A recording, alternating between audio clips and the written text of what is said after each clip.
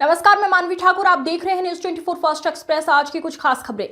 और यह जीतमल कस्बा स्थित राजीव नगर में भागवत कथा के दूसरे दिन कथावाचक आचार्य पंडित साकेत बिहारी दीक्षित साहित्याचार के मुखार बिंदु से श्रोताओं ने परीक्षित जी द्वारा किए कार्यों की कथा का श्रवण किया।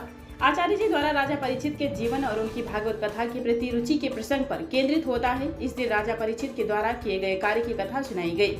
कथा के दौरान शंकर भगवान की झांकी प्रमुख रूप से दृश्य का केंद्र रही। वही धार्मिक गीतों पर श्रद्धालु झूमे और कथा सुनकर भाव विभोर हुए।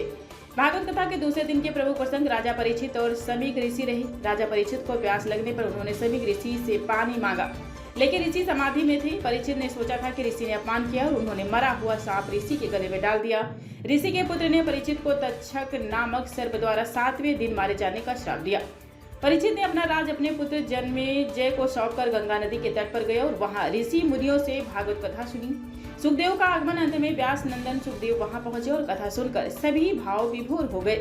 यह दिन कथा के महत्व को और स्पष्ट करता है, क्योंकि राजा परीक्षित को भागवत कथा सुनने के बाद मोक्ष प्राप्त होता है। कथा के दौरान श्रद्धालु भागवत कथा के महत्व को समझते हैं और भगवान की कृपा प्राप्त करने के लिए प्रार्थना करते हैं। कथा के दौरान प्रोफेसर उमेश दीक्षित और हरिओम दीक्षित द्वारा कथावाचक, सहायक कथावाचक, वादक और परीक्षित सहित समस्त वर्ण का फूलमाला, अंगवस्त्र व भेंट देकर सम्मानित किया गया। कथा में परीक्षित विमल किशोर वाजपेयी पूर्व प्रवक्ता हैं। कथा का समय दोपहर 2 बजे से शाम 6 बजे तक है। कथा के आयोजक अनुज वाजपेयी, अनुराग वाजपेयी, नीरज वाजपेयी, विनीत वाजपेयी, विनोद वाजपेयी, प्रमोद वाजपेयी, आशीष कन्हैया, सानू, उत्कर्ष, वैभव, ध्रुव, सोम, नव एवं समस्त वाजपेयी परिवार है। कथा में व्यवस्थापक, समस्त नगरवासी, भक्तगण एवं मित्रगण आदि लोग शामिल रहे। हर खबर की अपडेट पाने के लिए बने रहिए न्यूज 24 फास्ट एक्सप्रेस के साथ।